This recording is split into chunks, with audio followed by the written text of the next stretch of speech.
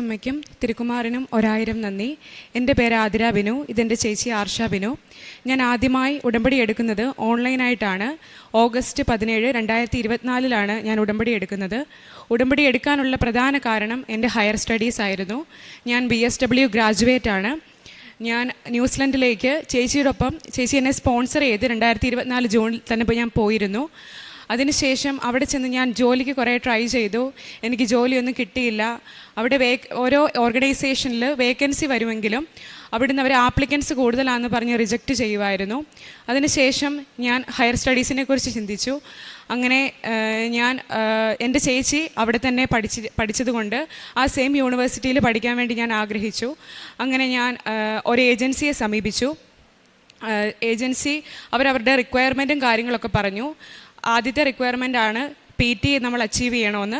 അങ്ങനെ ഞാൻ പരിശുദ്ധ അമ്മയുടെ മാധ്യസ്ഥം വഹിച്ച് ഞാൻ PT ഞാൻ എഴുതി, ഞാൻ പാസ്സായി. അതിനുശേഷം എനിക്ക് കണ്ടീഷണൽ ഓഫർ ലെറ്റർ വന്നു. ആ കണ്ടീഷൻസൊക്കെ മീറ്റ് ചെയ്ത് കഴിഞ്ഞപ്പോൾ എനിക്ക് അൺകണ്ടീഷണൽ ഓഫർ ലെറ്റർ വന്നു. അതുവരെയുള്ള പ്രോസസ്സെല്ലാം ഭയങ്കര ഫാസ്റ്റായിട്ട് നടന്നു. പിന്നീട് അങ്ങോട്ട് എനിക്ക് എല്ലാ കാര്യങ്ങൾക്കും തടസ്സമായിരുന്നു. അപ്പോൾ ഞാൻ ഓൺലൈൻ ഉടമ്പടിയിലാണ്. ഓരോ 3 മാസം കൂടുമ്പോഴും പല ആളുകളുടെ ഫോണിൽ നിന്ന് ഞാൻ ലോഗിൻ ചെയ്ത് ഉടമ്പടി എടുക്കുമായിരുന്നു. ആദ്യം എൻ്റെ ഫിനാൻഷ്യൽ ഡോക്യുമെൻറ്റ്സ് സബ്മിറ്റ് ചെയ്യുന്ന കാര്യങ്ങളൊക്കെ വന്നപ്പോൾ ഒത്തിരി തടസ്സം വന്നു. ഏജൻസിക്ക് എൻ്റെ ഡോക്യുമെൻറ്റ്സിലൊന്നും അവർ സാറ്റിസ്ഫൈഡ് അല്ലായിരുന്നു. അവർ പറഞ്ഞു, ഇത് വെച്ചിട്ട് വിസ കിട്ടുമെന്ന് ഒട്ടും പ്രതീക്ഷിക്കേണ്ട, 1% പോലും നിങ്ങൾക്ക് കിട്ടാനുള്ള ചാൻസ് ഇല്ല. അങ്ങനെ ഒത്തിരി പറയുമ്പോൾ ഞങ്ങളെല്ലാവരും ഡൗൺ ആകുമായിരുന്നു.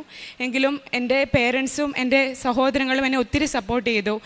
ഡൗൺ ആകണ്ട, പ്രത്യാശ കൈവിടാതെ മുന്നോട്ട് പോവുക എന്ന് തന്നെ എന്നോട് പറഞ്ഞു. അങ്ങനെ ഞാൻ ഓരോ കാര്യങ്ങളും നന്നായി ചെയ്ത് മുന്നോട്ട് പോയി. അതിനുശേഷം ഒത്തിരി നാളായിട്ടും എനിക്ക് ഇൻ്റർവ്യൂ വരുന്നില്ലായിരുന്നു. ഞാൻ ജൂലൈ ഇൻടേക്കിലാണ് ന്യൂസിലൻഡിലേക്ക് പോകാനിരിക്കുന്നത്. ഞാൻ ഓൾറെഡി ന്യൂസിലൻഡിൽ നിന്ന് വന്നതാണ് വിസിറ്റിംഗ് വിസയിൽ പോയിട്ട്. അപ്പോൾ എനിക്ക് മുന്നോട്ടുള്ള കാര്യങ്ങളൊന്നും വരുന്നില്ല. എനിക്ക് ആദ്യം അവിടുന്ന് ഇൻ്റർവ്യൂ കിട്ടണം. അതിനെനിക്ക് ഇൻ്റർവ്യൂ വരുന്നില്ല. ഞാൻ ഒത്തിരി അതിന് വേണ്ടി വെയിറ്റ് ചെയ്തു. പിന്നെ ഞാൻ ന്യൂസിലൻഡിൽ നിന്ന് തിരിച്ചിവിടെ വന്നപ്പോൾ തന്നെ ഞാൻ ഇവിടെ വന്ന് തീർത്ഥാടക ഉടമ്പടി എടുത്തായിരുന്നു. അത് ഏപ്രിൽ 10 ഞാൻ തീർത്ഥാടക ഉടമ്പടി എടുത്തു. അതിനുശേഷമാണ് പിന്നെ ബാക്കിയുള്ള കാര്യങ്ങൾ, വിസ ഇമിഗ്രേഷനുമായിട്ടുള്ള കാര്യങ്ങൾ മുന്നോട്ട് പോയത്. ഇമിഗ്രേഷനിൽ നിന്ന് ഇവിടെ വന്ന് കൃപാസനത്തിൽ എനിക്ക് തടസ്സങ്ങളുണ്ടായപ്പോൾ ഞാൻ ഇവിടെ വന്നു. കൃപാസനത്തിൽ തിരിച്ച് ഞാൻ വന്നു. അപ്പോൾ എന്നോട് ഞാൻ ഒരച്ഛനെ, എനിക്ക് ജോസഫ് അച്ഛനെ കാണാൻ വേണ്ടിയിട്ടായിരുന്നു. അപ്പം 2 പുതുക്കൽ ഇല്ലാതെ ജോസഫ് അച്ഛനെ കാണാൻ പറ്റത്തില്ലെന്ന് പറഞ്ഞു. അപ്പോൾ ഞാനിവിടെയുള്ള വേറൊരച്ഛനെ ഞാൻ കണ്ടിട്ട് ഞാൻ പറഞ്ഞു, എനിക്ക് അടുത്ത ആഴ്ച എനിക്ക് ന്യൂസിലൻഡിലേക്ക് പോകേണ്ടതാണ്. ജൂലൈ 7 എൻ്റെ ക്ലാസ് തുടങ്ങുന്നത്. അപ്പോൾ അച്ഛൻ എന്നോട് പറഞ്ഞു, ഒന്നുകൊണ്ടും വിഷമിക്കേണ്ട, വിസ വരുമെന്ന് പറഞ്ഞു. ഞാനപ്പോൾ ആ പ്രത്യാശയോടുകൂടി ഞാൻ വീട്ടിലേക്ക് പോയി. എന്നിട്ട് ഞാൻ എന്നും പ്രാർത്ഥിക്കുമായിരുന്നു. എൻ്റെ എല്ലാ ഡോക്യുമെൻസിലും ഞാൻ കുരിശ് വരച്ചും ഉപ്പിട്ടും ഞാൻ പ്രാർത്ഥിക്കുമായിരുന്നു. അങ്ങനെ നോക്കിയിരുന്ന് എനിക്ക് വിസയൊന്നും വരുന്നില്ല. ഇമിഗ്രേഷനിൽ നിന്ന് ഒരറിയിപ്പും എനിക്കില്ല. അപ്പോൾ എൻ്റെ 2 സഹോദരങ്ങളും ന്യൂസിലൻഡിലാണ്, എൻ്റെ 2 ചേച്ചിമാർ. അവർ 2 പേരും ഇമിഗ്രേഷനെ കോൺടാക്റ്റ് ചെയ്തു. അപ്പോൾ അവർ പറയുന്നത് അണ്ടർ അസസ്മെൻറ്റിലാണ്, കൂടുതലായിട്ട് അവർക്കൊന്നും പറയാനില്ല. അപ്പം മുന്നോട്ടുള്ള കാര്യങ്ങൾ ഇനി എന്നാ ചെയ്യണമെന്നറിയത്തില്ല. അപ്പം ഞാൻ ഏജൻസി പറഞ്ഞതനുസരിച്ച് ഞാൻ ഫീസ് അടച്ചിട്ടുണ്ടായിരുന്നില്ല യൂണിവേഴ്സിറ്റി പഠിക്കാനുള്ള. അവർ പറഞ്ഞു വിസ വന്നിട്ട് അടച്ചാൽ മതി എന്നുള്ള കാര്യം കൊണ്ട് ഫീസ് അടച്ചിട്ടുണ്ടായിരുന്നില്ല. അങ്ങനെ എല്ലാ കാര്യങ്ങൾക്കും എനിക്ക് തടസ്സമായിരുന്നു. ഏജൻസിക്ക് ഒട്ടും എൻ്റെ കാര്യത്തിൽ ഉറപ്പില്ലായിരുന്നത് കൊണ്ട് അവരെല്ലാം ലാഗ് ആക്കുമായിരുന്നു. ഇപ്പോൾ ഒന്നും ചെയ്യണ്ട, കിട്ടുമെന്ന് ഉറപ്പില്ല എന്നുള്ള രീതിയിൽ. അങ്ങനെ ഞാൻ ഒത്തിരി കരഞ്ഞു പ്രാർത്ഥിച്ചു. ഞാൻ എല്ലാ ദിവസവും ഞാൻ കുർബാനയിൽ സംബന്ധിക്കുമായിരുന്നു. അങ്ങനെ ഒരു ദിവസം ഞാൻ പള്ളിയിൽ പോയി തിരിച്ചു വന്നപ്പം ജൂലൈ 7 എനിക്ക് ന്യൂസിലൻഡ് ഇമിഗ്രേഷനിൽ നിന്ന് കോള് വന്നു. അങ്ങനെ 7:30 ഞാൻ ആ ഇൻ്റർവ്യൂ അറ്റൻഡ് ചെയ്തു. ഇൻ്റർവ്യൂ ഓക്കെ ആയിരുന്നു, പാസ്സായെന്ന് അവരെന്നോട് പറഞ്ഞു. അത് കഴിഞ്ഞിട്ട് ഇനിയുള്ള കാര്യങ്ങൾ എന്താണെന്ന് എനിക്കറിയില്ല. അങ്ങനെ ഓരോ ദിവസവും കടന്നു പോയി. ഞാൻ എൻ്റെ യൂണിവേഴ്സിറ്റിയിൽ നിന്ന് അവസാനം എനിക്ക് മെയിൽ വന്നു, ഇനി ആതിരയ്ക്ക് ഇവിടെ പഠിക്കാൻ പറ്റില്ല, ആതിരേനെ ഡെഫർ ചെയ്യുവാണ്. 2026 ഇൻടേക്കിലേക്ക് ആതിരയ്ക്ക് ഇനി വരാൻ പറ്റുള്ളൂ. ആതിരയുടെ ഓഫർ ലെറ്റർ ക്യാൻസൽ ചെയ്തെന്ന് പറഞ്ഞ് എനിക്ക് മെയിൽ വന്നു. ഒത്തിരി ഞാൻ വിഷമിച്ചു. അപ്പം എൻ്റെ 2 ചേച്ചിമാരും കൂടെ ഇടപെട്ട് യൂണിവേഴ്സിറ്റിയിൽ ഡയറക്റ്റായിട്ട് പോയി. മാതാവിൻ്റെ ഇടപെടൽ കൊണ്ട് മാത്രമാണ് യൂണിവേഴ്സിറ്റിയിൽ ഡയറക്റ്റായിട്ട് പോയി അവരോട് ചോദിച്ചു, ഫീസ് അടച്ചോട്ടെ എന്ന് ചോദിച്ചു. അങ്ങനെ അവരൊരിക്കലും സമ്മതിക്കില്ല, പക്ഷെ അവർ സമ്മതിച്ചു, ഫീസ് അടച്ചോളാൻ പറഞ്ഞു. അങ്ങനെ ഫീസ് അടച്ച് അവരെനിക്ക് 2 ആഴ്ച കൂടി നീട്ടി തന്നു. അങ്ങനെ ആ 2 ആഴ്ചയും കടന്നു പോയി. ഞാൻ ഫ്ലൈറ്റ് ടിക്കറ്റും എടുത്തു. കാരണം ആ സമയം ഇൻടേക്കിൻ്റെ സമയം ആയതുകൊണ്ട് തന്നെ ഫ്ലൈറ്റ് ടിക്കറ്റ് ഒന്നും അവൈലബിൾ ആയിരുന്നില്ല. അപ്പോൾ ഉള്ള ഒരു ദിവസം നോക്കി ടിക്കറ്റ് എടുത്തു. അവരെനിക്ക് ഒരു ഡെഡ് ലൈനും തന്നു യൂണിവേഴ്സിറ്റിയിൽ നിന്ന്. ജൂലൈ 21 എത്തിയില്ലെങ്കിൽ പിന്നെ ഇങ്ങോട്ട് വരാൻ പറ്റില്ല. പിന്നെ നെക്സ്റ്റ് ഇൻടേക്ക്, അതായത് 2026 ഫെബ്രുവരി ഇൻടേക്കിന് വേണമെങ്കിൽ വരാം, അല്ലെങ്കിൽ വരാൻ പറ്റില്ല എന്ന് പറഞ്ഞു. ഒത്തിരി ഞാൻ വിഷമിച്ചു. അങ്ങനെ ഞാൻ കരഞ്ഞു പ്രാർത്ഥിക്കുമായിരുന്നു. ഞാൻ മാതാവിൻ്റെ സുഗന്ധാഭിഷേകമൊക്കെ എനിക്ക് ഒത്തിരി കിട്ടിയിട്ടുണ്ട്. അപ്പോഴൊക്കെ ഞാൻ കൂടുതൽ പ്രത്യാശയോടുകൂടി മുന്നോട്ട് പോയി, എനിക്ക് കിട്ടുമെന്നുള്ള രീതിയിൽ. പിന്നെ ഞാൻ പ്രാർത്ഥിച്ചു, അവിടുത്തെ ഹിതം നിറവേറട്ടെ. അപ്പോൾ എൻ്റെ മനസ്സിൽ നെതർലൻഡ്സ് എന്ന് പറയുന്ന ഒരു ആഗ്രഹം കൂടി ഉണ്ടായിരുന്നു. എങ്കിൽ ചിലപ്പോൾ മാതാവ് അതായിരിക്കും എനിക്ക് വെച്ചേക്കുന്നതെന്ന് ഞാൻ ഉറപ്പായിട്ട് ഞാൻ വിചാരിച്ചു, ഇത്രയും ലേറ്റ് ആയപ്പോൾ. അത് കഴിഞ്ഞ് ജൂലൈ 17 രാവിലെ ഞാൻ അവിടുന്ന് ന്യൂസിലൻഡ് ഇമിഗ്രേഷനിൽ നിന്ന് എൻ്റെ മൂത്ത ചേച്ചിയെ കോൺടാക്റ്റ് ചെയ്തിട്ട് പറഞ്ഞു, ഫിനാൻഷ്യൽ ഡോക്യുമെൻറ്റ്സിൻ്റെ കാര്യത്തിൽ കുറച്ച് മിസ്റ്റേക്കുകളുണ്ട്. അതായത് എൻ്റെ ലിവിങ് എക്സ്പെൻസ് കൂടി കാണിച്ചാലേ അത് പ്രോസസ്സിങ് കംപ്ലീറ്റ് ആകുള്ളൂ എന്ന് പറഞ്ഞു. അപ്പോൾ പെട്ടെന്ന് തന്നെ 10 ലക്ഷം രൂപ വേണം. എന്ത് ചെയ്യുമെന്ന് അറിയത്തില്ല. അപ്പോൾ ന്യൂസിലൻഡിൽ ഉച്ചയൊക്കെ കഴിഞ്ഞു. അപ്പോൾ ചേച്ചി കുറേ ആളുകളോട് കൂടിയൊക്കെ അന്വേഷിച്ചു, ചോദിച്ചവരെല്ലാം സഹായിച്ചു. അങ്ങനെ ചേച്ചി പൈസയെല്ലാം കിട്ടിയിട്ട് ചേച്ചി എൻ്റെ ലിവിങ് എക്സ്പെൻസ് കാണിച്ചു. അപ്പം തന്നെ അവർ ചേച്ചിക്ക് റിപ്ലൈ കൊടുത്തു. ഞാൻ ഈ സമയത്ത് പള്ളിയിൽ പോയേക്കുമായിരുന്നു. പള്ളിയിൽ പോയി ഞാൻ തിരിച്ചു വന്ന് ഞാൻ ന്യൂസിലൻഡ് ചേച്ചിയുടെ ഇമിഗ്രേഷനിൽ നിന്ന് അവർ സമീപിച്ചെന്ന് പറഞ്ഞപ്പോഴേ ഞാൻ നീലത്തിരിയും പച്ചത്തിരിയും കത്തിച്ച് ഞാൻ പ്രാർത്ഥിക്കാൻ തുടങ്ങി. ഈ വിസ വന്നു എന്ന് പറഞ്ഞ് ഏജൻസിക്കാരെന്നെ വിളിക്കുമ്പോൾ ഞാൻ പരിശുദ്ധ അമ്മയുടെ മുന്നിൽ കരഞ്ഞ് ഞാൻ പ്രാർത്ഥിക്കുമായിരുന്നു. അന്ന് ദിവസം എനിക്ക് വിസ വന്നില്ലെങ്കിൽ എനിക്ക് എൻ്റെ ടിക്കറ്റ്, പിറ്റേ ദിവസത്തേക്കുള്ള ടിക്കറ്റ് എനിക്ക് ക്യാൻസൽ ചെയ്യണം, എനിക്ക് പോകാൻ പറ്റില്ല. അപ്പോൾ എൻ്റെ അവസാനത്തെ ഒരു ചാൻസ് ആയിരുന്നു ആ ദിവസം എന്ന് പറയുന്നത്. അന്ന് രാവിലെയോടുകൂടി തന്നെ എനിക്ക് വിസ വന്നു. അങ്ങനെ എൻ്റെ എല്ലാ കാര്യങ്ങളും നന്നായിട്ട് പോയി. ഞാൻ അവിടെ എത്തി. എൻ്റെ സഹോദരങ്ങൾ എന്നെ ഇപ്പോഴും സപ്പോർട്ട് ചെയ്യുന്നുണ്ട്. പിന്നെ എൻ്റെ ഫസ്റ്റ് സെമസ്റ്ററിൻ്റെ റിസൾട്ട് വന്നു, ഞാൻ പാസ്സായി. പ്രേക്ഷിത പ്രവർത്തനമായിട്ട് ഞാൻ ചെയ്തത് അച്ഛൻ്റെ ഡെയിലി ബ്രെഡ് ഞാൻ എന്നും കാണുമായിരുന്നു, സ്റ്റാറ്റസ് ഇടുമായിരുന്നു, ഷെയർ ചെയ്യുമായിരുന്നു. പിന്നെ കാരുണ്യ പ്രവർത്തികൾ എൻ്റെ മുന്നിൽ വരുന്ന ഒരു ആളിനെ പോലും ഞാൻ സഹായിക്കാതെ വിട്ടിട്ടില്ല. എല്ലാവരെയും ഞാൻ സഹായിക്കുമായിരുന്നു. എല്ലാവരോടും ഞാൻ കാരുണ്യത്തോടു കൂടി ഞാൻ എല്ലാവരോടും സമീപിക്കുമായിരുന്നു. എല്ലാ ദിവസവും അരമണിക്കൂർ ഞാൻ ബൈബിൾ വായിക്കുമായിരുന്നു. ഞാനത് മുടക്കിയിട്ടില്ല. പുതിയ നിയമം ഞാൻ മുഴുവൻ വായിച്ചു തീർത്തു. പഴയ നിയമത്തിൻ്റെ അവസാന ഭാഗത്തിലേക്ക് ഞാൻ എത്തിയിരിക്കുകയാണ്. എൻ്റെ ആത്മീയ ജീവിതത്തിൽ ഒത്തിരി മാറ്റം വന്നു. പണ്ടൊക്കെ സങ്കീർത്തനം മാത്രം വായിക്കുക, അത് എളുപ്പമാണല്ലോ, ആ രീതിയിലായിരുന്നു ഞാൻ പണ്ട് ചിന്തിച്ചുകൊണ്ടിരുന്നത്. ഇപ്പോൾ അതിൽ നിന്നെല്ലാം ഒത്തിരി മാറി. ഞാൻ ബൈബിൾ വായിക്കാനും എന്നും മുടങ്ങാതെ കൊന്തയൊല്ലാനും അങ്ങനെ ആത്മീയ ജീവിതത്തിൽ എനിക്ക് ഒത്തിരിയേറെ വളർച്ചയുണ്ടായി. എൻ്റെ പേര് ആർഷ ബിനു. ഞാൻ കഴിഞ്ഞ 11 വർഷമായിട്ട് ന്യൂസിലാൻഡിൽ താമസിക്കുകയാണ്. അവിടുത്തെ സെൻറ്റ് മേരീസ് സീറോ മലബാർ വെല്ലിംഗ്ടണിലെ ഒരു ഇടവക അംഗമാണ് ഞാൻ സെപ്റ്റംബർ 1, 2024 ഓൺലൈൻ ഉടമ്പടി എടുത്തത്. ഉടമ്പടി എടുത്തതിൻ്റെ എനിക്ക് കുറച്ച് വ്യക്തിപരമായ പ്രശ്നങ്ങളുണ്ടായിരുന്നു. എങ്കിലും ഉടമ്പടി എടുക്കുന്നതിനുള്ള മെയിൻ റീസൺ എനിക്ക് IELTS എക്സാം പാസ്സാകണമായിരുന്നു. ഞാൻ ആ ഉടമ്പടി എടുക്കുന്ന സമയത്ത് ഓൾറെഡി 8 തവണ IELTS എഴുതിയിട്ടുണ്ടായിരുന്നു 2 വർഷങ്ങൾക്കുള്ളിലായിട്ട്. ഞാനത് എൻ്റെ ഒരു നേഴ്സിംഗ് രജിസ്ട്രേഷൻ്റെ ആവശ്യമായിട്ടായിരുന്നു IELTS എഴുതിക്കൊണ്ടിരുന്നത്. എനിക്ക് എപ്പോഴും ഒരു മൊഡ്യൂളിന് മാത്രം സ്കോർ, ബാക്കി എല്ലാ മൊഡ്യൂളിനും എനിക്ക് വേണ്ടതിൽ കൂടുതൽ നല്ല സ്കോർ കിട്ടുന്നുണ്ടായിരുന്നു. 7 ആൻഡ് എബോവ് 8 ഒക്കെ കിട്ടുന്നുണ്ടായിരുന്നു. പക്ഷേ അതിൽ റീഡിംഗ് എന്ന് പറയുന്നൊരു മൊഡ്യൂളിൽ മാത്രം എന്തോ ഒരു കാരണത്താൽ എനിക്ക് 0.5 എപ്പോഴും അതിലെനിക്ക് ആ സ്കോർ മീറ്റ് ചെയ്യാൻ പറ്റുന്നുണ്ടായിരുന്നില്ല. ആ സ്കോർ കിട്ടിയെങ്കിൽ മാത്രമേ എനിക്ക് എൻ്റെ അടുത്ത പ്രോസസ്സിലേക്ക് കടക്കാൻ സാധിക്കുകയുള്ളായിരുന്നു. അപ്പോഴാണ് എൻ്റെ ഈ അനിയത്തി എന്നോട് ചേച്ചി ഉടമ്പടി എടുക്കുക എന്ന് പറഞ്ഞ് ഞാൻ ഉടമ്പടി എടുത്തത്. ആ സമയം തന്നെ എൻ്റെ വീട്ടിൽ നിന്നും എൻ്റെ സുഹൃത്തുക്കളും എന്നെ ഈ പ്രോസസ്സിങ്ങിന് സഹായിക്കുന്ന ഒരാളും എന്നോട് പറഞ്ഞുകൊണ്ടിരുന്നു, ഇനി IELTS എഴുതണ്ട, OET എഴുതി നോക്ക്, പെട്ടെന്ന് കിട്ടും, പാസ്സാകും, ഇത്രയും നിങ്ങൾ ഇംഗ്ലീഷൊക്കെ അറിയാവുന്ന ഒരാളാണല്ലോ എന്ന്.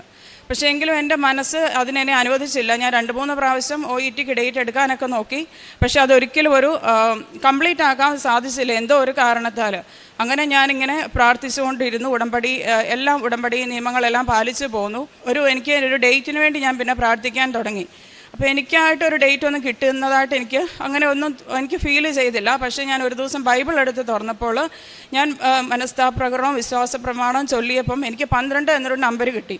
അപ്പോൾ അതൊരു മാർച്ച് മാസമാണ്. അപ്പോൾ ഞാൻ മാർച്ച് മാസത്തിൽ നോക്കിയപ്പോൾ 12-ാം തീയതി എക്സാം ഒന്നും നടക്കുന്നില്ല. പക്ഷേ എനിക്ക് ആ മാസം തന്നെ എക്സാം എഴുതണമെന്ന് എനിക്ക് തോന്നിയിട്ട്, ചിലപ്പോൾ അത് ഞാൻ ഇങ്ങനെ വിചാരിക്കുന്നത് കൊണ്ടായിരിക്കും ആ 12-ാം തീയതി എനിക്ക് കിട്ടിയത് എന്ന് കരുതി ഞാൻ 12-ാം തീയതി എക്സാം ഇല്ലായിരുന്നു. എന്നിട്ട് അടുത്ത ഡേറ്റായ 15-ാം തീയതിയിലേക്ക് എക്സാം എടുത്തു, ഡേറ്റ് എല്ലാം ബുക്ക് ചെയ്തു. അങ്ങനെ ആ എക്സാമിൻ്റെ തലേ ദിവസം രാത്രിയിൽ ഞാനൊരു സ്വപ്നം കാണുവാണ്. ഞാൻ മാതാവിനെ, ഇവിടുത്തെ നമ്മുടെ മാതാവിൻ്റെ രൂപം ഇങ്ങനെ ആകാശത്ത് തെളിഞ്ഞു വരുന്നതായിട്ടാണ് കാണുന്നത്. എന്നിട്ട് ഞാൻ എൻ്റെ ഭർത്താവിനെ ആ മാതാവിനെ വിളിച്ച് കാണിക്കുന്നതായിട്ടാണ് ഞാൻ കണ്ടത്.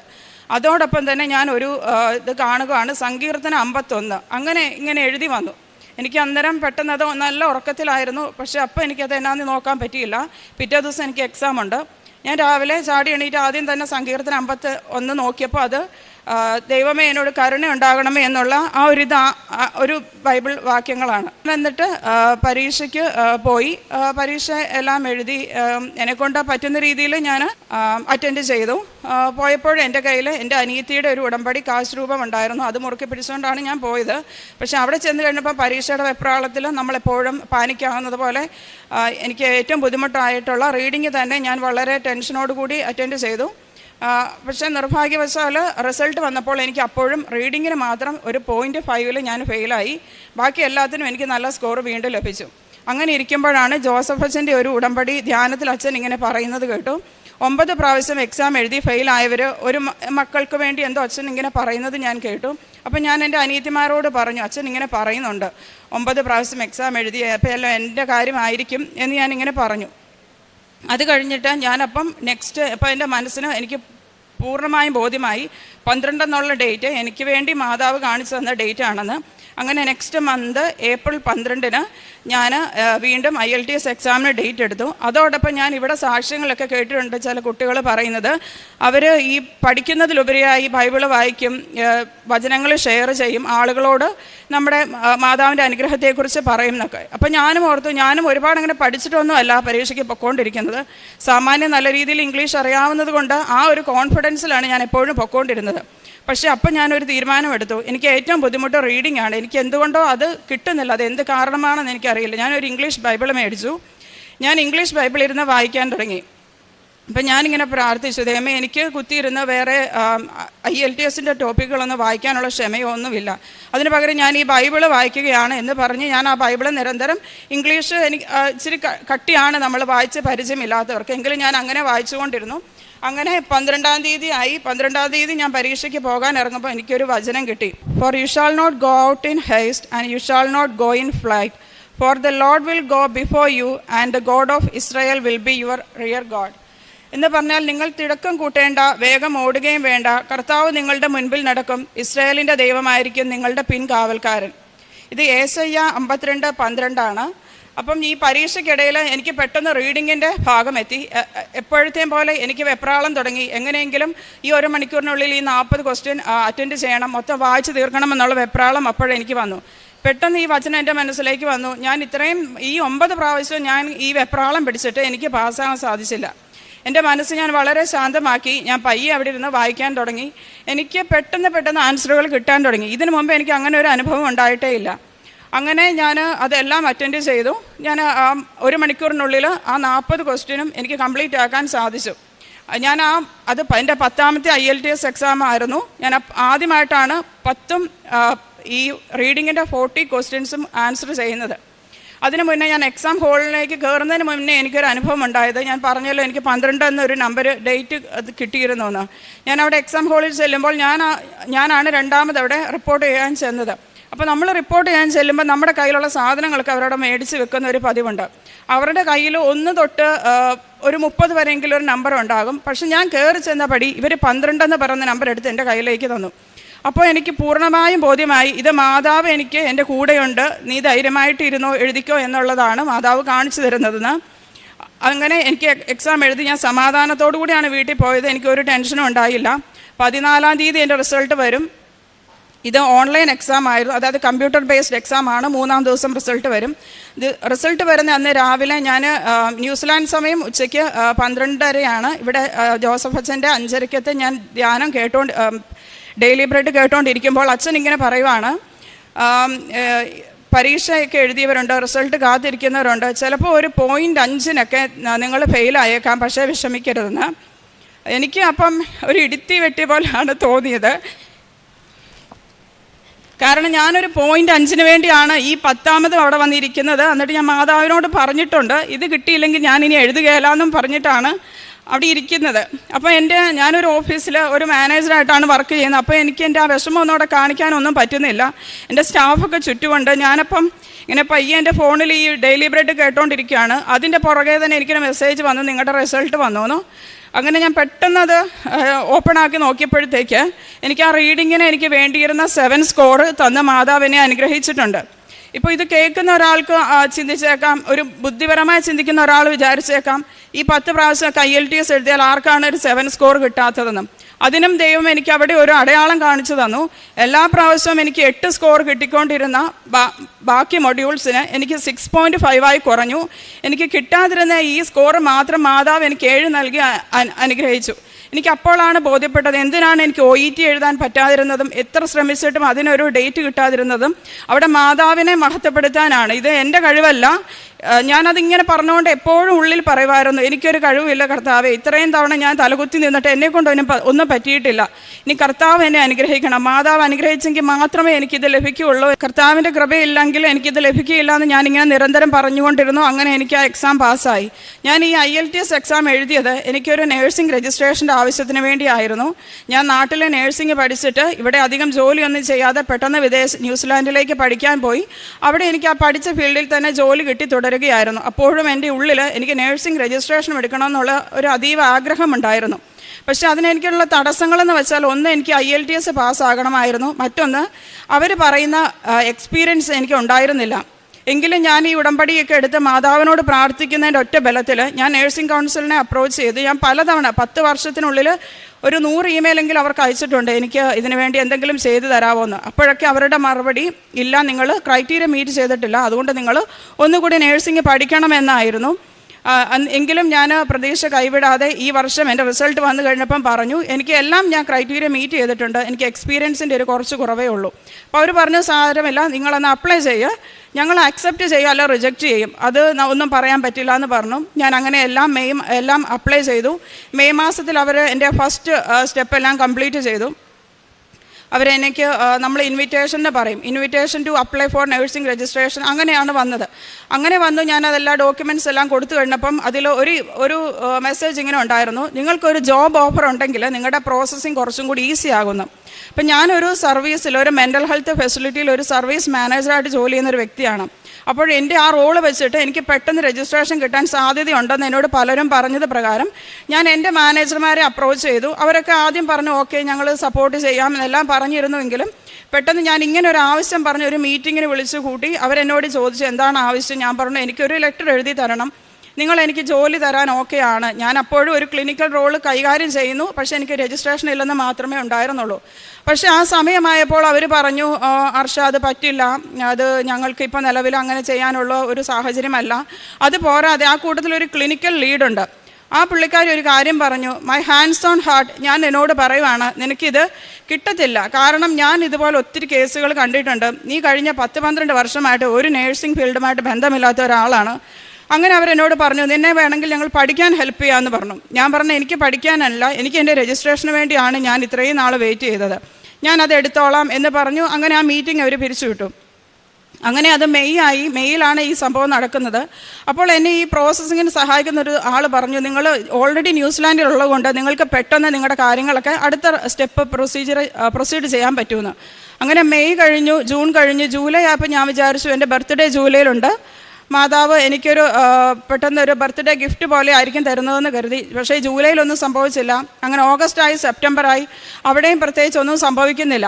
സെപ്റ്റംബർ മാസത്തിൽ ഞാൻ ഒരു ദിവസം എൻ്റെ ഇമെയിൽ ചെക്ക് ചെയ്യുമ്പോഴത്തേക്ക് എനിക്ക് ഒരു ഇമെയിൽ വന്ന് കിടക്കുവാണ്, നിങ്ങൾക്ക് ഞങ്ങൾ രജിസ്ട്രേഷൻ തരാൻ ഹാപ്പിയാണ്, നിങ്ങൾ അതിന് ക്രൈറ്റീരിയ മീറ്റ് ചെയ്തിരിക്കുന്നു എന്ന് പറഞ്ഞു. ഞാൻ അപ്പോൾ തന്നെ ആദ്യം ചെയ്ത കാര്യം, എനിക്ക് രജിസ്ട്രേഷൻ കിട്ടില്ല എന്ന് പറഞ്ഞ എൻ്റെ സംഘത്ത് കൈവച്ച് പറയുന്നു എന്നാണ് ആ വ്യക്തി എന്നോട് പറഞ്ഞത്. അവർക്ക് തന്നെ ഞാൻ ഒരു ഇമെയിൽ അയച്ചു, by the grace of God എനിക്ക് ഇത് കിട്ടി എന്ന് പറഞ്ഞയച്ചു. അപ്പോൾ അടുത്ത 2 പ്രൊസീജിയർ എന്ന് പറഞ്ഞാൽ, ഒരു തിയറി എക്സാം, പ്രാക്ടിക്കൽ എക്സാം പാസ്സാകണം. അതിൽ തിയറി എക്സാം ഞാൻ നേരത്തെ പറഞ്ഞതുപോലെ 10-14 വർഷമായി നേഴ്സിംഗ് ഫീൽഡുമായിട്ട് ഒരു ബന്ധമില്ലാതിരിക്കുന്ന എനിക്ക് പെട്ടെന്ന് ഒരു എക്സാം പാസ്സാകുക വളരെ ബുദ്ധിമുട്ടാണ്. അവിടെയും എൻ്റെ മാതാവിൻ്റെ ഇടപെടൽ കൊണ്ട് എൻ്റെ കയ്യിൽ ഉടമ്പടി തൈലവും ഉപ്പും ഒക്കെ ഉപയോഗിച്ച് ഞാൻ പോയി. ആ എക്സാം ഹാളിൽ ഇതൊക്കെ ഞാൻ ഉപയോഗിച്ചു. ഞാൻ പറഞ്ഞു, മാതാവേ, എനിക്ക് ഇത് ഒരു കഴിവുമില്ല, ഇതൊന്നും ഇത്രയും വർഷം മുന്നേ പഠിച്ചൊന്നും ഓർത്തെടുക്കാൻ എന്നെക്കൊണ്ട് പറ്റുകയില്ല. ഞാൻ മാതാവിൻ്റെ അനുഗ്രഹം വേണം. ഇത് ഒരു കമ്പ്യൂട്ടർ ബേസ്ഡ് എക്സാം ആയിരുന്നു. അത് എഴുതി എനിക്ക് മനസ്സിലായി ഇത് എന്നെക്കൊണ്ട് പാസ്സാകുന്ന ഒരു ലക്ഷണവും കാണുന്നില്ല. എനിക്ക് പല ക്വസ്റ്റ്യൻസ് പോലും മനസ്സിലാകുന്നില്ല. 102 ക്വസ്റ്റ്യനിൽ 80 നമ്മൾ പാസ്സാകണം. എന്തായാലും ഞാൻ എക്സാം എഴുതി അവിടുന്ന് തിരിച്ചു പോയി. എങ്കിലും എനിക്കങ്ങനെ വിഷമമൊന്നും തോന്നിയില്ല. ഞാനങ്ങ് പോയി. മാതാവാണല്ലോ എന്നെ IELTS പാസ്സാക്കിയത്. അവിടുന്നാണല്ലോ എനിക്ക് ഇവിടെ എല്ലാം ഇതിനെല്ലാം തുടക്കം. അപ്പം മാതാവിനൊരു പദ്ധതി ഉണ്ടല്ലോ എന്ന രീതിയിൽ ഞാൻ തിരിച്ചു പോയി. പിറ്റേ ദിവസം റിസൾട്ട് വന്നു. ഞാനപ്പോൾ അത് പാസ്സായി. അപ്പം ഞാനത് ഓർത്ത്, ദൈവമേ, ഞാൻ ഒരു വക പഠിക്കാനോ എൻ്റെ ഉറങ്ങാനോ സാധിക്കാതെയാണ് ഞാൻ ആ പരീക്ഷയ്ക്ക് പോയത്. ഇനിയിപ്പോൾ എനിക്ക് മെയ് മാസത്തിൽ ഇതിൻ്റെ ഒരു വലിയ പ്രാക്ടിക്കൽ എക്സാം വരുന്നുണ്ട്. അപ്പോഴും എനിക്കൊരു ടെൻഷനൊന്നും ഇല്ല ഇപ്പോൾ. കാരണം ഇത്രയൊക്കെ എന്നെ സഹായിച്ച മാതാവിന് അതുകൂടി നടത്തി തരുമെന്ന് എനിക്ക് പൂർണ്ണമായ വിശ്വാസമുണ്ട്. ഞങ്ങൾ ഇതിനിടയ്ക്ക് എനിക്ക് സുഗന്ധാഭിഷേകം കിട്ടിയിട്ടുണ്ട്. അപ്പം ഞാനിവിടെ ആദ്യമായി ഉടമ്പടി എടുത്തപ്പോൾ മാതാവിനോടൊരു കാര്യം പറഞ്ഞു, മാതാവേ, എല്ലാവർക്കും മുല്ലപ്പൂ മണമൊക്കെയാണ് കിട്ടുന്നത്, എനിക്ക് മുല്ലപ്പൂ മണം വേണ്ട, എനിക്ക് റോസാപ്പൂ മണം മതി. കാരണം എനിക്ക് അതുപോലെ ഭയങ്കര ഇഷ്ടമാണ് റോസാപ്പൂവ്. അപ്പം ഞാൻ എനിക്ക് റോസാപ്പൂവും മാതാവും എന്തോ ഭയങ്കര ബന്ധമുള്ളതായിട്ട് എനിക്ക് എപ്പോഴും തോന്നിയിട്ടുണ്ട്. അങ്ങനെ എനിക്ക്, പക്ഷേ ഞാനിപ്പം ഒരു വർഷത്തോളമൊക്കെ ആയിട്ട് എനിക്കൊരു മണവും വരുന്നില്ല, മാതാവിന് ഒരു സുഗന്ധാഭിഷേകവും കിട്ടുന്നില്ല. അപ്പം ഞാൻ ഓർത്ത്, മാതാവേ, ഞാനന്ന് അങ്ങനെ പറഞ്ഞതുകൊണ്ടാണോ, എന്നാൽ ഇനി കുഴപ്പമില്ല, മുല്ലപ്പൂ മണമായാലും മതി എന്നുള്ള രീതിയിൽ നിന്നു. പെട്ടെന്നൊരു ദിവസം എനിക്ക് വീട്ടിലിരിക്കുമ്പോൾ എൻ്റെ കുഞ്ഞുമായിട്ട് ഇരിക്കുന്ന എൻ്റെ ഭർത്താവിൻ്റെ അമ്മയുണ്ട്, എൻ്റെ ന്യൂസിലാൻഡിലെ വീട്ടിലാണ്. പെട്ടെന്ന് വീട് മുഴുവൻ റോസാപ്പൂവിൻ്റെ സുഗന്ധം. അപ്പോൾ എനിക്ക് മനസ്സിലായി, മാതാവിനെ കൈവിട്ടിട്ടില്ല, എൻ്റെ കൂടെയുണ്ട്. അങ്ങനെ മനസ്സിലായി. അതേപോലെ ഇന്നിവിടെ ഞാൻ ഉടമ്പടി എടുക്കാൻ വന്നപ്പോൾ മുതൽ എനിക്ക് നല്ല കുന്തിരിക്കത്തിൻ്റെ മണമാണ് എനിക്ക് ഭയങ്കരമായിട്ട് ഫീൽ ചെയ്യുന്നുണ്ടായിരുന്നു. ഞാനിപ്പോൾ ഓർത്ത് ഇതൊരു ദേവാലയ പരിസരമല്ലേ. അത് ഞാൻ എൻ്റെ അനിയത്തിയോട് ചോദിച്ചു, നിനക്ക് തോന്നുന്നുണ്ടോ? അപ്പം പറഞ്ഞില്ല, അവൾക്കത് വരുന്നില്ല. അങ്ങനെ പറഞ്ഞു. പിന്നെ എനിക്കൊരു രോഗസൗഖ്യങ്ങളുണ്ടായിട്ടുണ്ട്. ഉടമ്പടി ഉപ്പ് ഉപയോഗിക്കുന്നത് വഴി എനിക്ക് വിട്ടുമാറാതിരുന്ന ഒരു ടോൺസലിൻ്റെ ഒരു പ്രശ്നം മാറിയിട്ടുണ്ട്. ക്ഷമിക്കണം, ഞാനതിൽ എഴുതാൻ അത് മറന്നു പോയതാണ്. പക്ഷേ ജീവിതത്തിൽ പല പ്രാവശ്യം ഞങ്ങൾക്ക് പല ആവശ്യങ്ങൾക്കും ഞങ്ങൾ ഇവിടുത്തെ ഉടമ്പടി വസ്തുക്കൾ ഉപയോഗിച്ച് ഞങ്ങൾക്ക് ചെറുതും വലുതുമായ രോഗസൗഖ്യങ്ങൾ കിട്ടിയിട്ടുണ്ട്. അതോടൊപ്പം ഞങ്ങളുടെ പ്രേക്ഷിത പ്രവർത്തനങ്ങൾ, എൻ്റെ കാര്യം ഞാൻ പറയുകയാണെങ്കിൽ, ഞാനൊരു മെൻ്റൽ ജോലി ചെയ്യുന്ന വ്യക്തി ആയതുകൊണ്ട് തന്നെ അവർക്ക് ഏറ്റവും കൂടുതൽ വേണ്ട നമ്മുടെ സമയമാണ്. അവരോട് സംസാരിക്കാൻ ഒരാളാണ് അവർക്ക് വേണ്ടത്. ഞാൻ അവരോട് സംസാരിക്കാറുണ്ട്. എനിക്ക് എത്ര ജോലി തിരക്കാണെങ്കിലും ഞാൻ ഒരു ക്ഷമയോടുകൂടി, കാരണം അവർ ഈ ഡ്രഗ്സിൻ്റെയൊക്കെ ഇൻഫ്ലുവൻസിലുള്ളവരായതുകൊണ്ട് അവരെ കേട്ടിരിക്കാൻ എല്ലാവർക്കും ക്ഷമയുണ്ടാകണമെന്നില്ല. അതുപോലെ തന്നെ ഞായറാഴ്ച കുർബാനകൾ മുടക്കാറില്ല. ഞാൻ അവിടെ ന്യൂസിലാൻഡിൽ വേദപാഠം പഠിപ്പിച്ചുകൊണ്ടിരുന്ന ഒരാളാണ്. ഇപ്പം കുഞ്ഞുങ്ങളുള്ളത് കൊണ്ട് കൃത്യമായി പോകാൻ പറ്റാറില്ലെങ്കിലും അവരൊരു ആവശ്യത്തിന് വിളിക്കുമ്പോൾ ഞാൻ പോകാറുണ്ട്. കാരുണ്യപ്രവൃത്തിയായിട്ട് ഞാൻ നമ്മളോട് പൈസ ആവശ്യം പറയുന്നവർക്ക് കൊടുക്കാറുണ്ട്. രോഗികൾക്ക് പൈസ കൊടുത്ത് അവരുടെ ചികിത്സയ്ക്ക് സഹായിക്കാറുണ്ട്. അതേപോലെ തന്നെ എനിക്കൊരു മാനേജറുടെ പൊസിഷൻ തന്ന മാതാവ് എന്നെ ഉയർത്തിയതാണ്. എനിക്ക് ഒരു യോഗ്യതയും ഇല്ലാതിരുന്നിട്ടാണ് എനിക്ക് അങ്ങനെ ഒരു ജോലി തന്നത്. എനിക്ക് പേടിയായിരുന്നു ആ ജോലിയിൽ. അപ്പം കർത്താവിന് എന്നെക്കുറിച്ച് എന്തൊരു പദ്ധതി ഉണ്ടെന്ന് എനിക്ക് അറിയാമായിരുന്നു. അപ്പം എൻ്റെ അടുത്ത് ജോലി അന്വേഷിച്ച് വരുന്നവർ, അത് ഏത് നാട്ടുകാരായിക്കോട്ടെ, അപ്പം ചിലർക്ക് അതിൽ ലാംഗ്വേജിൻ്റെ ബുദ്ധിമുട്ടുള്ളവരുണ്ട്. അപ്പോൾ അവരെ പലയിടത്തു നിന്ന് റിജക്ഷൻ കെട്ടി വരുന്നവരാണ്. അപ്പോൾ അത് മനസ്സിലാക്കിക്കൊണ്ടും ഞാൻ എങ്ങനെയാണ് അവിടെ ന്യൂസിലാൻഡിലെത്തിയപ്പോൾ ഞാൻ അനുഭവിച്ച സ്ട്രഗിൾ മനസ്സിലാക്കിക്കൊണ്ടും ഞാൻ അവർക്ക് ജോലി കൊടുക്കാറുണ്ട്, അവർക്ക് എല്ലാ സപ്പോർട്ടും കൊടുക്കാറുണ്ട്. അതുവഴി അവർക്ക് അവിടെ നിന്ന് പോകാനായിട്ട് അവർക്കൊരു വർക്ക് വിസ ആകട്ടെ, PR ആകട്ടെ, അതൊക്കെ കിട്ടി ആ കുഞ്ഞുങ്ങൾക്ക് നല്ലൊരു ജീവിതം അവിടെ പടുത്തുയർത്താൻ സാധിച്ചിട്ടുണ്ട്. ഒരു കാര്യം, ഞങ്ങൾ രണ്ടുപേരും അവിടെ എനിക്ക് ഇവിടുത്തെ ഉടമ്പടി അഖണ്ഡ ജപമാലയിൽ വരണമെന്നായിരുന്നു ഞങ്ങളുടെ ഏറ്റവും വലിയൊരു ആഗ്രഹം. അതിനുവേണ്ടിയാണ് ഞങ്ങളിപ്പോൾ ഇതിനുവേണ്ടി സാക്ഷ്യം പറയാൻ നാട്ടിൽ വന്നവരാണ്. പക്ഷേ അതിന് ഞങ്ങൾക്ക് സാധിക്കാഞ്ഞത് കൊണ്ട് ഒക്ടോബർ 25-ാം തീയതി ഞാനും എൻ്റെ അനിയത്തിയും കൂടെ ന്യൂസിലാൻഡിൽ അവിടെ ഒരു മാതാവിൻ്റെ ഒരു മലയുണ്ട്. ആ മലയിൽ ഞങ്ങൾ രണ്ടുപേരും പോയി ഞങ്ങൾ ജപമാല ചൊല്ലി പ്രാർത്ഥിച്ചിരുന്നു. പരിശുദ്ധ അമ്മയ്ക്കും ഈശോയ്ക്കും ഈ നാൾ ഇതുവരെ ഞങ്ങൾക്ക് നൽകിയ എല്ലാ അനുഗ്രഹങ്ങൾക്കും കോടാനുകോടി നന്ദി പറയുന്നു.